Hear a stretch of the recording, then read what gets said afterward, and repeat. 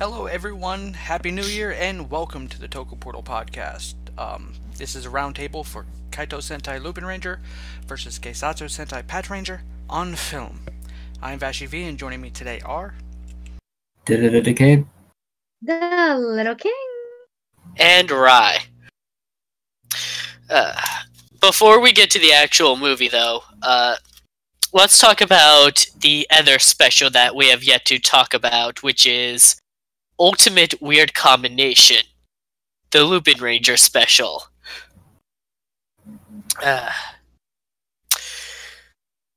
Well, there's not much to say about it, really. The Ganglar uses magnet power, so he makes the reds stick together. Literally. But it does kind of set up this movie a little bit with one of the Ganglars getting involved. Wilson.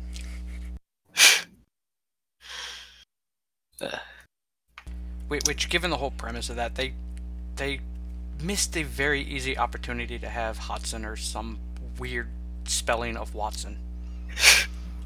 Hudson? Well, I mean, it's Herlock Sholmes, so... Yeah, I know. But, like, his maid is Mrs. Hudson.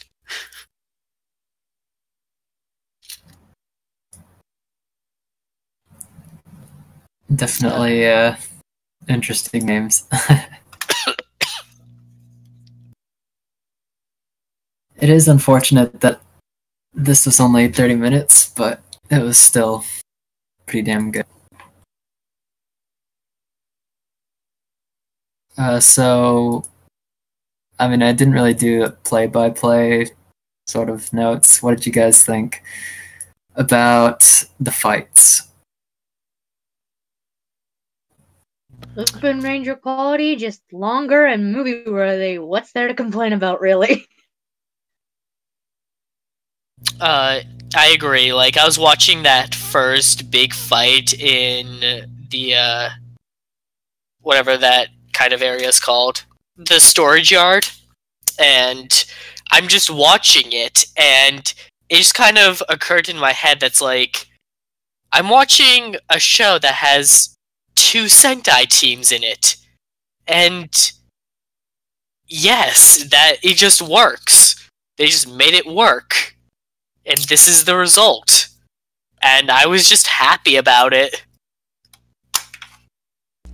Like that first fight in the shipping yard, to me, was the best fight in this movie, aside from the mech fight. Because of the way they filmed it. They filmed it in a way where it seems like it's basically just, for the most part, one giant sweeping shot. Which takes a lot of coordination to do. I understand that's probably not how they did it. There's probably cuts when they are spanning the camera like along the ground to the next fight. But to have that type of filming is difficult to do. Because to even make it look like it's one fluid shot is still a lot of work. Right. I mean, because there's been shows that I've seen that have done it. The one that sticks in my head because I just recently watched it was the film Serenity. Which is the movie for Firefly. There's one cut in the opening scene when they're walking through the ship, but it's done in a way where it's easy to miss because it's a fluid shot that they just kind of overlaid the same movement over the 2 parts of the set. Whereas this, it's the camera's moving throughout the entire shot from one fight to the next, which is harder to do because everything is in motion. The only static thing is literally the ground and the storage containers. So it's harder to get a cut when you're going from one fight to the next when you have the people in the fight overlaying the shots. And they did a really, really damn good job of it. Especially with, I think it was Kyrie getting shot at while he was on top of the container and coming down. That was an amazing shot. Yeah, he was in the container and he had to blast away open. And then on his way down, he blasted more Potamon. It was freaking awesome. Just the way the camera just slides right through the container itself. Alright, and now out the exit hole. Yeah. Like I said, and that's a point of, obviously there's a cut there, but it just looks amazing with the way it's moved. And they did a really good job of hiding that cut.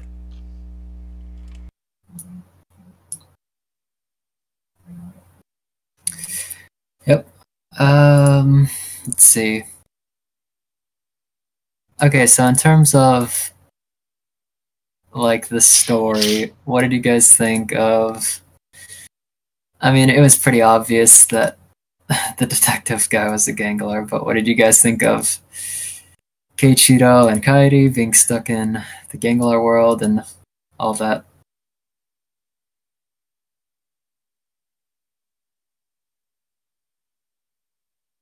I mean, I like it they went with it. Yes, this is Sentai, so they're gonna, of course, pull stuff like, oh, the supposed good guy was a bad guy and all that. They did twist on it, like, of course, isolating the two reds so they can get more interaction time, always a plus. And I mean, when you play up the idea of cops and robbers and the thieves are based off of Arsène Lupin, chances are you're gonna get a Sherlock Holmes reference somewhere at some point for the cops. This was just inevitable, let's be honest, but it was still fun.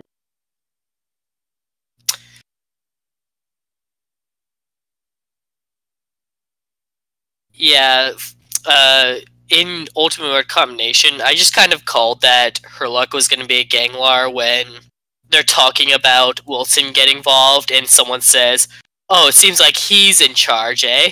It's like, oh, who's this he referring to? Could it be Herlock?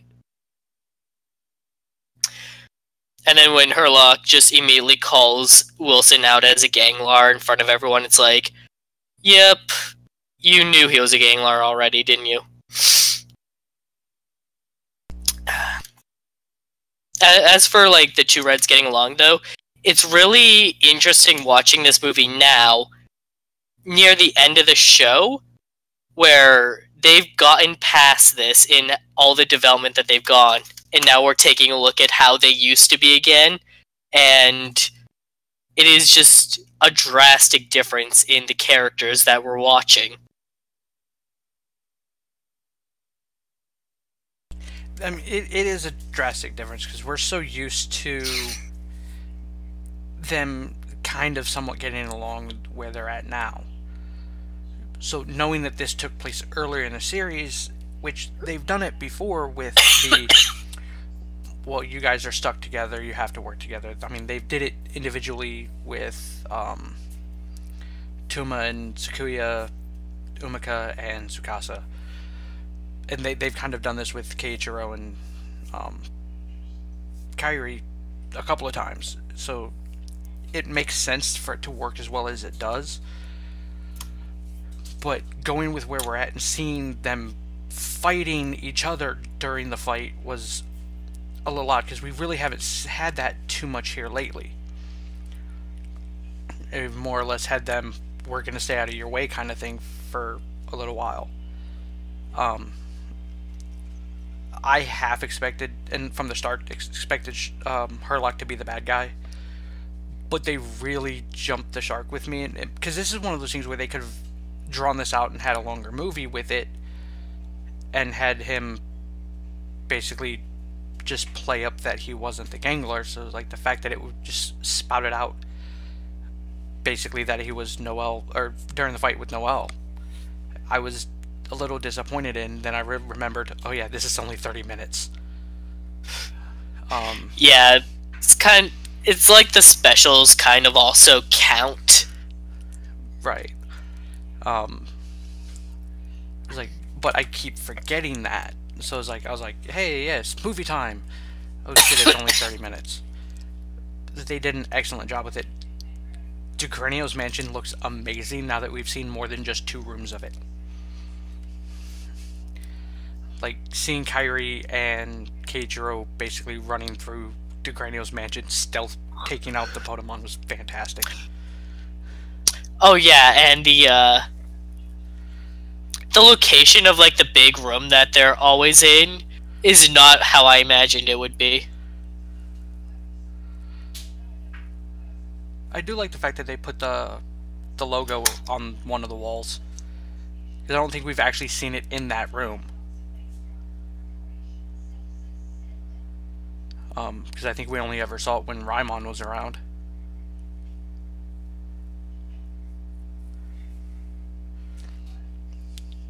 Though I did expect to see Zamigo show up at some point.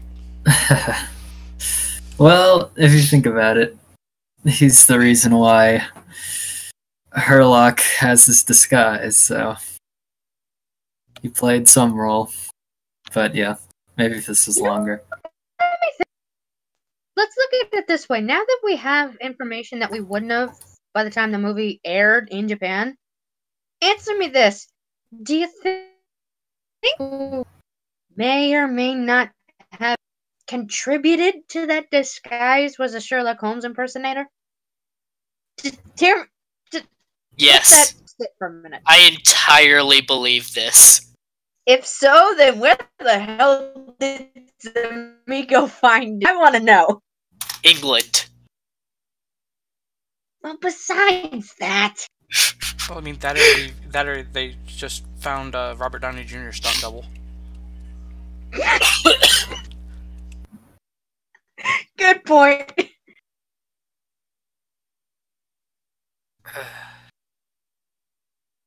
Yeah, even though this was set from, an earlier point in the character dynamics, I think really this was a good movie for Keiichiro, because you can kind of finally see his shell softening, so to speak, and he actually sympathizes with the Red Thief and goes as far as to be a distraction and draw the enemy fire. That was a pretty great moment for him. What you guys think?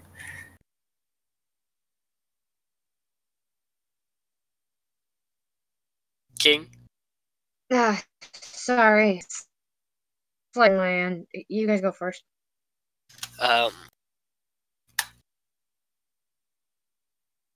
Who are we talking about again? Keiichiro. Keiichiro. Oh, that's right! Okay, I was trying to, remember what scene we're talking about here. Okay. Yeah, Keiichiro is just a great guy. He didn't know that was gonna work, and he, the entire time I was doing it, I was thinking, what if Gosh catches up to him? Or, starts aiming ahead of him? Would he start, halting and stuff to try and outplay her? No, he doesn't even bother doing any of that because he just keeps booking it and it works. I think he stops at one point and then just keeps going. Yeah. Catch his breath real quick. I'm good. This is one of those things where we have to remember that this came before everything we watch now. It's because I'm like, wait, the fuck? Destra's dead. Oh, wait, this is before that. And seeing that that they took the time for Destra to go upstairs to the balcony. Yeah, I saw that. It's wow, Destra, way to be. Which, I mean, it makes sense for Destra, because technically he's always been kind of long range, so giving him the quote-unquote sniper position is fantastic. This is totally suited to his fighting style. It's just funny to see him way up there, and then Gosh is on the front lines.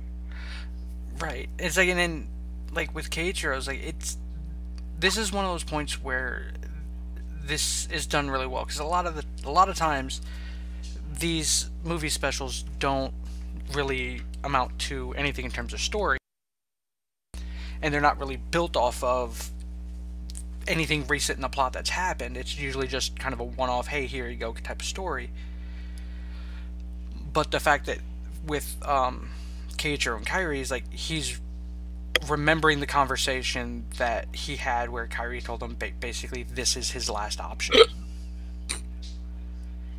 And Decade says, this is pretty much where he starts to be understanding.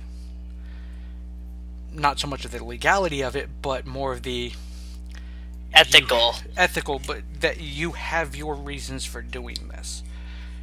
You haven't shared what they are, but it has to be massive for you to be willing to risk your life and your freedom for it.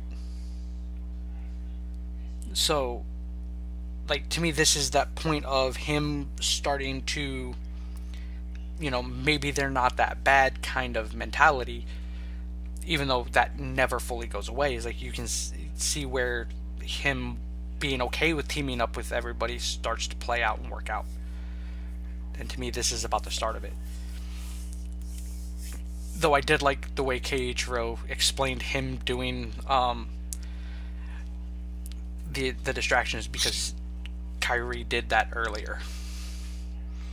It didn't really help, but yeah. Kyrie protected Keiichiro, and now Keiichiro's returning the favor.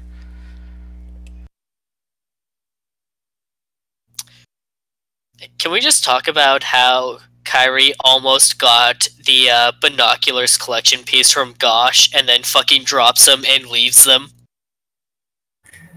Well, it's actually Keiichiro who took it out of the safe, and then he just drops it once he puts right.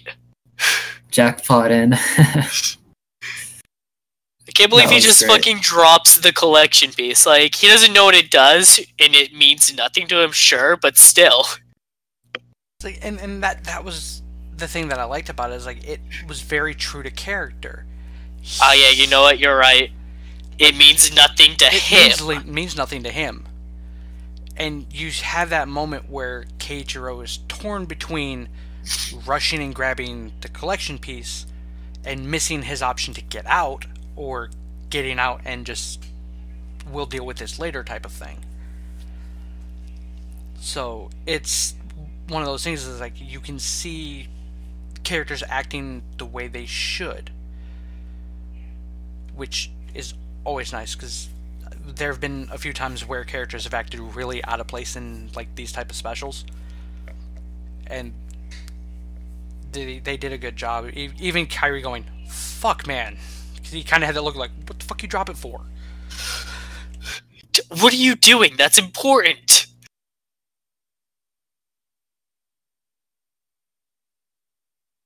See, because of Keiichiro, now they know that Noel's not human. It's Keiichiro's fault. Damn you, Keiichiro.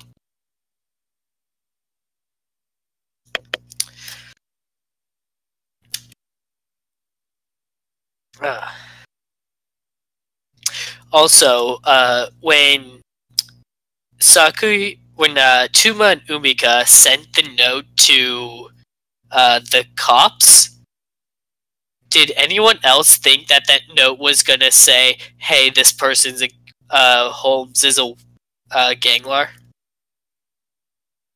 That's half of what I expected it to be.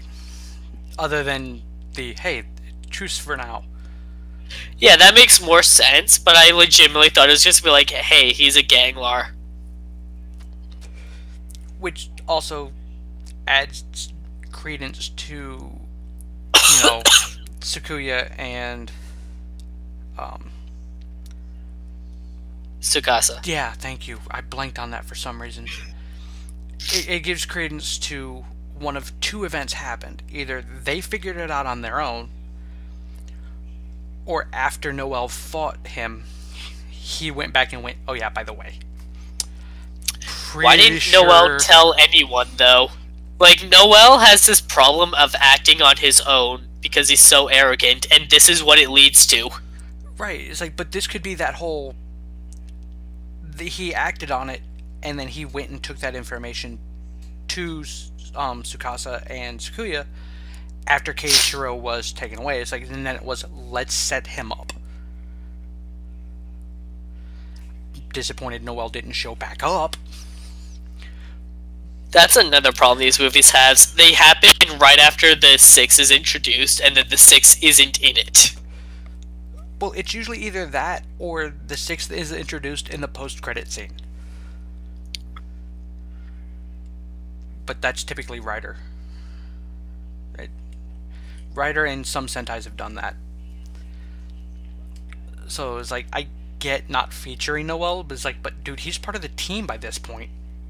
Even by the time that this movie got released, it's like, you could have just added him in more.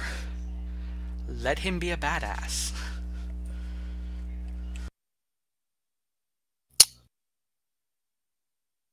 So there's a little story I want to share about when I was watching this movie. And Vashti saying, "Oh, wait until you see what the collection piece is. It's very fitting for what it does." I am a fucking idiot. Let me preface this. I am a fucking idiot. So I get to that opening fight between Noel and Sholmes, and he casts Meteor. And my thought was, oh, it's going to be Lucky's Kyutama, isn't it? And Vashti goes, no, it's Meteor from Kamen Rider. Guess what? We're so fucking wrong. It was actually Lucky's Orion Kyutama. I still feel like the regular one would have been more appropriate because that's what he cast Meteor with, but Orion is more specific to Lucky, so I get that. Yeah. I'm That's a funny. dumbass. The sad thing is, like, I didn't bother to look it up. It's like, I just kind of got off a glance. It's like, Meteor, cool. And that was the end of it. And then I was talking with Rye about it. And he's like... And I showed him the pictures. Like, here's the collection piece. Here's the Psycho Kyutama. It's like, it was to the point where I'm like, I googled what the fuck the Switch looked like. And I'm like, yeah, no, I'm way wrong.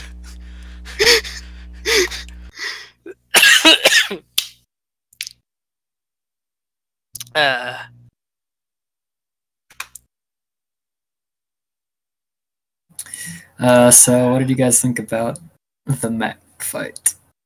I thought it was pretty, and I don't even care that there was no reason the monsters turned it into nighttime, because that's just how evil they are. Yeah. A growing trend with them, isn't it? Unfortunately, but at least with last time they had a valid reason. They just forgot to say it. But, hey, I mean, it was still a good time.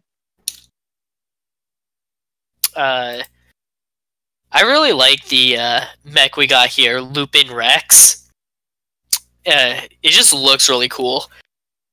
And Jackpot Striker is a good way to, like, have another goodie in here to get both mechs out at the same time. I can understand that they wouldn't want to do that as early in the show as it was. They still wanted to keep the two teams have to share the mech tool gimmick going. After all, it's very unique for the show. Why would you drop it halfway through? My problem is that they don't actually give a reason for why Jackpot Striker doesn't appear anymore. Presumably he's in the vault with the other collection pieces, but there's no even explanation of, his energy burns through real quickly, so it's not worth keeping him out. Like, nothing. Like, we get they ignore the fact that he exists. Like, in the main story, is like, there's no mention of him whatsoever. He just flies off with Goody, and that's the end of it.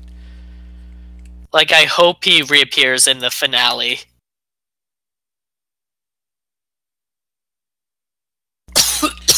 Can I talk about one thing in this entire fight? Yes. And I'm pretty sure this is just a translation thing for the version that we got to see. Uh-huh. Can we talk about Tsukasa talking ghetto for a second? I don't know what was up with that. Was it? It had to have been some kind of accent thing. It had to have been that, like, Goody himself was talking in a specific way that Tsukasa responded in kind. Because all Goody said was, who's talking smack about me?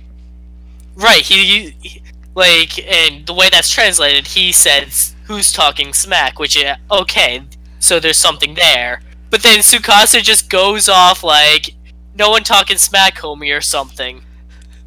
It was the oddest thing I've seen. I've been watching several different translations throughout me watching Sentai and Kamen Rider. This is one of the strangest things I've seen beyond using an American style name for a character, because that happened once with me with Q Ranger. I'm pulling up the TV Neon forum right now. Like, I need to see if this is addressed.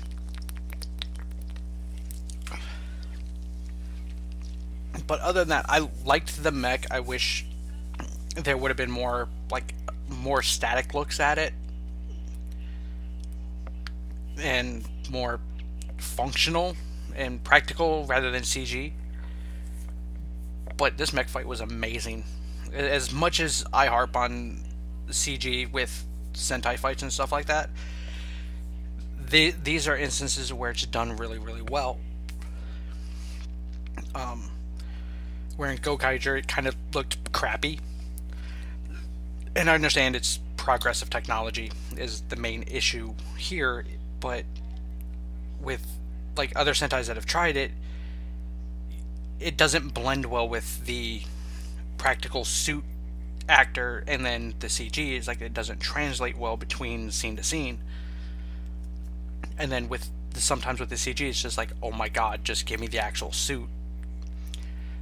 This has been just well done from start to finish. There was one or two that kind of looked ridiculous with it, like their quote-unquote all-together mech I think looks a little ridiculous with CG, but I get why that's CG. Everything about this is just fucking amazing. Like the glowing cape sword thing that it has, I don't know what to classify that. Just looks fantastic. And I loved the dual-sided attack as a finisher. It's like that was a nice touch. I think honestly that's why they did it. That's why they made it nighttime, just because it's so much easier to do the lighting, right? To make it look like to make the suits look exactly like the CG. Yeah. Right. It's like, and it like this. It also showed off the glowing effect of the cape, wing, sword thingies, and the shining of the finishing moves. It's like it works splendidly, even if it's never explained why. Hey, it's nighttime. They just had a really quick solar eclipse.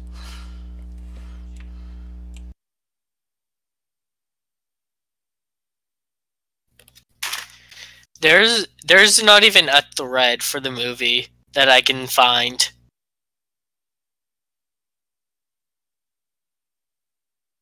Well, it's still in QC, I think. So I'm sure it is? someone. Yeah, I'm sure I could check after this. Okay. See what people are saying.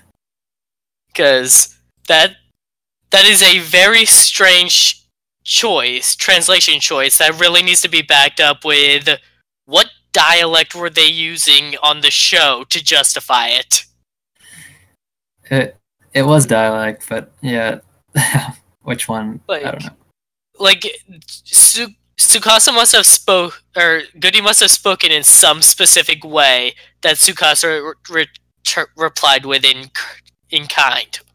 Fucking words. Any other final thoughts about the movie? Real quick.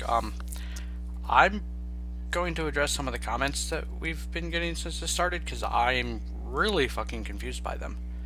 What's up? Wonderful. We've been getting them on the last couple of episodes we did. I think somebody doesn't understand it's not a search bar. Because I'm just going to read through the comments that we have. Happy New Year 2019. Ryu Sager versus Kamen Rider Zeo 2019 ?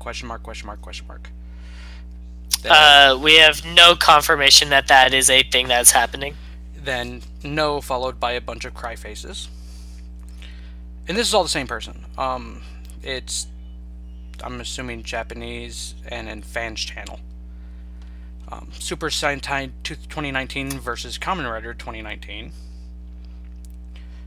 And then a different variation of that. 1942 Pacific Front 2019. 1943 Deadly Desert 2019. Kamen Rider Build Be the One. This is very confusing. LupinRanger versus PatRanger versus Kamen Rider Zeo 2019. And another Kamen Rider Sentai. Company of Heroes Far East. Kamen Rider Kuga OP 2000. What the heck is going? Ryuseijin So someone versus... basically thinks the comments section is a search for. That's what I'm thinking. That's what it seems like. It is Battlefield Ryu Soldier versus Kamen Rider Zeo 2019. Battlefield 5 I Vow to Thee My Country. Battlefield 1 Multiplayer Kamen Rider Decade OP. Go Busters versus Kamen Rider Wizard 2012. Go Kaitou versus Kamen Rider Zeo 2019. What the This is starting to sound like a bot. I'm thinking it is too. It's not stopping. They're still coming. That's hilarious. So if this is actually legitimately somebody out there, I apologize for, I guess, making fun of you. But yeah, we have no idea what any of that means other than the fact that, no, you're wrong. At least as of now.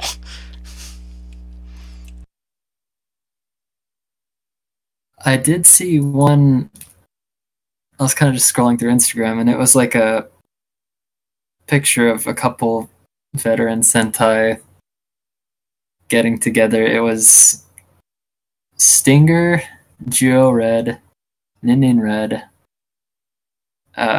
Toku Pink, whatever number that is.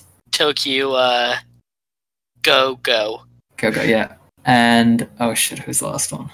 I don't remember, but yeah, they're all together in some picture. And then Gokai Red, you said, right? Oh yeah, no, yeah, Gokai Red's the last one. Yeah, so so they're doing so the new Sentai isn't airing until March, but this one is ending in February. So what seems to be happening is that they're going to do a little special little mini series to fill in the gap. I think I heard that it's going to just be kind of an overview of the history of Sentai, and everyone that Decade just named off are the hosts. Okay. That's cool. And we kind of have confirmation that the next series is not starting until at least March. Bandai had a display up showcasing, I guess, the first run of the toys for Ryuseijin, and they are not going to be released until mid-March. And I don't see them releasing the toys that far into the show, a month into the show, considering they start commercials when the show airs. Yeah, you gotta get the toys out when the show airs so that kids will buy them just out of excitement for a new show. Right. And that way, if the show bombs, it won't matter. They already got your money. Right. That's the plus side to the way Toei handles some of their stuff. They literally do not care unless they sell toys. I mean, primarily Bandai, but because Bandai handles the toy section of it. So the fact that they really don't care what happens to their property in terms of them being subbed dubbed and subbed for release outside of that area of the world, unless it's licensed, they don't care because we are not their market. So that's the one thing I really love about they don't think TV there now. Even is a market. Because I guess back in the day, I guess TV Nihon had approached Toei and Bandai, or vice versa, and basically the conversation went, yeah, we don't care. We love that you enjoy this stuff, but you're not our market, so we don't care that you do this. But once it's licensed, please take it down. Yeah.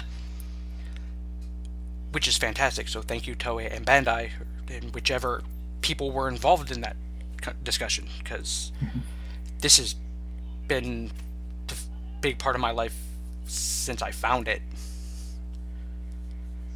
So if there's ever a question of like, hey, you guys torrent these shows, is that legal? Yes, as long as it's not available in our region.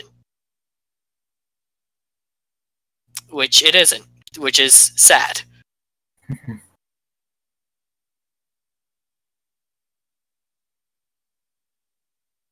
Well, who knows what the future will hold. But if Ryu Soja doesn't perform well and bring up the toy sales, the future might hold less Sentai. ooh. Yeah, there's talks that Ryu Soja could be the last annual Sentai, and that if it doesn't perform toy sales, Sentai will either just stop being annual or even worse. That would kind of suck. I would be. I hope that doesn't happen. I would be disappointed in that. It's like, because with Sentai and Rider, with the way they air them, I've been enjoying the fact that once a show ends, I only have to wait a week for the next one. Right? I was telling a coworker about Kamen Rider Build, and then when it ended, I was like, "All right, so now we're starting Zeo." She's like, "Wait, what? Build just ended?" It's like, yes, it did, but it just ended. It's like, yeah, they don't waste any time. Which I think is great. It's like, I understand, like, and I think that's why one of the issues Sentai and Rider have over the US is the way that they do these shows. Is like, well, yes, it's all fundamentally the same show. This is like, all of Super Sentai is Super Sentai, but each individual show is handled as its own project, so they don't have to wait until 3, 4, 5 months down the line to start filming the next season. They don't need to worry about, like, well, what are there going to be any major developments that are going to affect the next one? No, it doesn't matter. We're hitting the reset button for the 50th time. Right. It's like, and even for the series that don't necessarily hit the reset button, they do it in a way that nothing that happens really affects what they have to do. I mean, at most they can toss in some extra dialogue at the beginning of the series to make a nod to something else.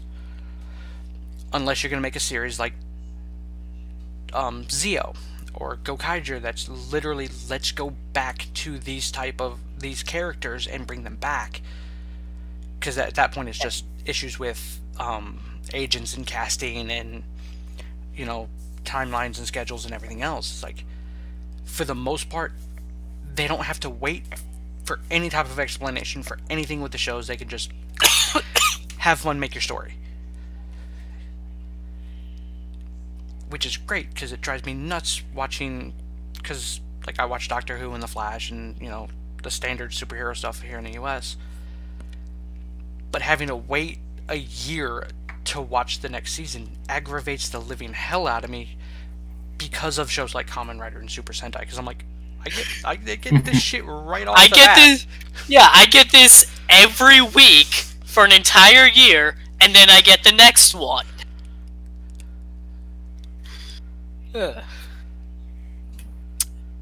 But we also get, like, a solid 45 to 50 episodes.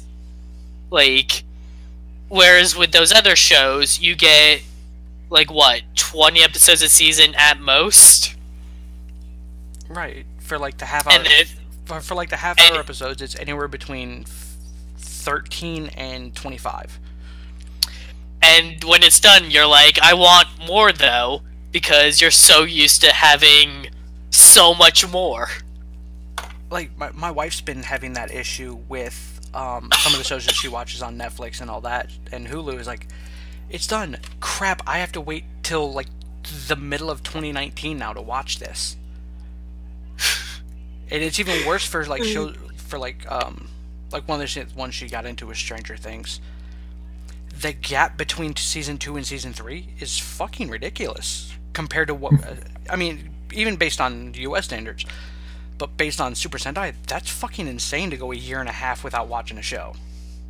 Right. And, like, that's what King and I are going through right now with Miraculous. Preach, my brother, preach. Oh god. So season 2 was handled actually pretty poorly because the second half of the episodes weren't ready all at the same time. But fans were so excited for it that the showrunners wanted to give it to them. So they just put the episodes out as they were ready. So you'd get like one episode a month, maybe two. Ouch. And you never knew when they were coming. They'd put out a day, be like, "All right, we're gonna have it this day," and then like 2 days before, and they're like, "All right, it's not ready yet. 2 more weeks." Well, before we get into Miraculous, Yeah. final thoughts on this? It was the best 30-minute movie I've seen from Sentai. It was really good, really well done, and good. I mean, even though we didn't get to see it when it was released, you could tell that it was good development, plot-wise, character-wise. What can I say without sounding like a broken record? Honestly, good on Bandai for actually making a good half-hour decent Sentai movie. Props to you guys. If only we could have seen it sooner. But hey, fight the battles where you find them. Well, real quick to sound like a broken record for you, King, it would be, this was amazing. All hail Noel. Missed Yeah, you too. This was a really solid Sentai film. There's just so much love put into this one in particular because of how much they try to make sure that all of the story development matters just throughout the series consistently. So even in this movie that you wouldn't necessarily have to watch, you're still getting character development that progresses the characters, that like pushes things forward. Right, and it's handled very, very well. It's like, this is a series that, like, you can feel the love that the writers have for this show, and that the actors have with it. Because there's no bit of anything in this movie or this series has been really half-assed. There are points we think it's half-assed, but then other things happen down the line. It's like, oh, okay.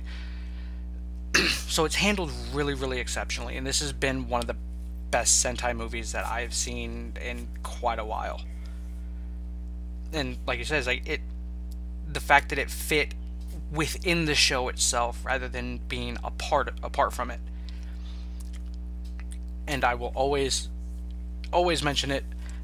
I love the fucking camera work. I've always loved when they started doing the free floating camera, and like where it circles around everything and the angles shift and from one fight to the next. It's fantastic camera work. Like, if Ryu Soja goes back to a traditional camera style, it is going to just be so noticeable. I'm not even saying it's going to be bad, it's just going to be such a huge difference. Right, it's like, because we've been getting that through both Sentai and Kamen Rider here lately. Where, like, Q-Ranger did it differently, where they had this type of camera, but they also had, like, the GoPro shots. Which, in some instances, were why. But some of them are in every instance, because they were so inconsistent. That's my only problem with it. It would just happen out of nowhere. Right, it's like, but typically it was with Garo, which I get that one. That one makes sense. He's jumpy, movie around. That's perfect.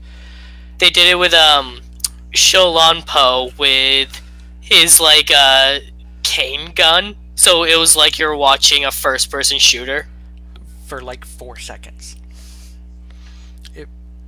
It's like, but this here is like, in terms of the camera work, aside from one episode, which I won't go any further into, everybody here knows what it means, where something gets lingered on, the camera work has been exceptional with this series. Just, you can tell, even the cameramen are enjoying filming this show. Even, it's beautiful, it's well lit, it's orchestrated right, and it's shot and angled right, even with every ounce of movement and difficulty that it has to do that type type of filming. This movie is So, fucking phenomenal. I actually have a question about Ninja. Who saw it? 'Cause I didn't. I saw a good portion of it. I still have not finished it. So, I read that the mission statement for it was that everything that the ninjas did, like all the martial arts and such, would have been things physically possible by a human if they trained enough, even if, like, on the show, they were cheating to do it. Do you feel like they succeeded in that? No. Because I kind of feel like the LupinRangers did here. And Oh yeah. Like The thieves have been way more agile than the ninjas. That show was just really bad toy gimmicks. Like, I can understand that to a specific point with that. It's like, but then they added all the like absolute insanity with their quote unquote ninjutsus and stuff like that just kind of overkilled all of it. And even with, because I watched a good portion of it, like, it kind of starts off that way and then quickly goes to we don't give a fuck. True. Well, at least we're getting it here. Yes, because they've done amazing with this. I think that the closest thing that they do that can't be done is the waistband grappling hooks. Yeah, those would rip your arm off, actually. But I mean, and if they didn't, they would crush every bone in it. Thank you, science, and a bunch of techno-babble shows on YouTube and Discovery Channel.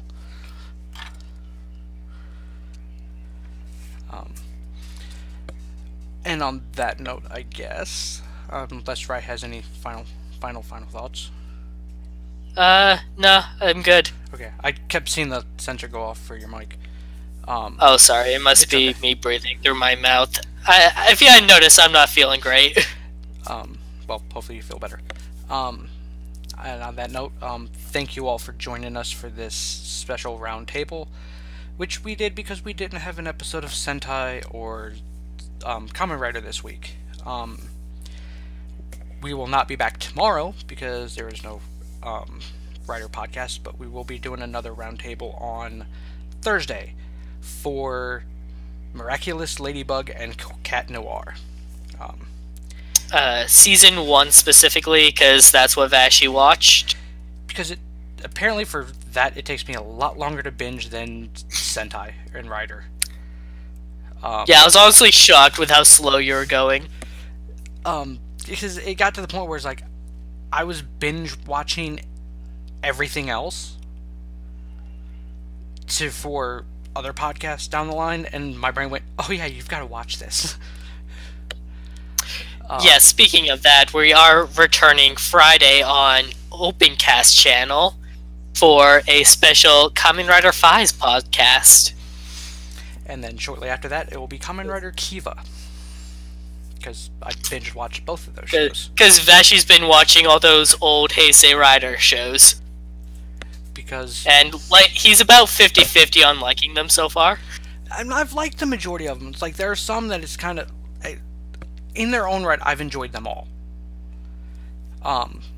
But I've had issues with a couple of them. Like Fize is one, but the fact that the way they did it, the things that frustrate me, are what play in to make the show amazing. Yeah, it has to do that to be good. Which we will get to that on Friday. I'm assessing that for about the same time as we would run this podcast. About a half hour later, because I'm working. But that will be on my channel, and like I said, the Miraculous Ladybug will be on here.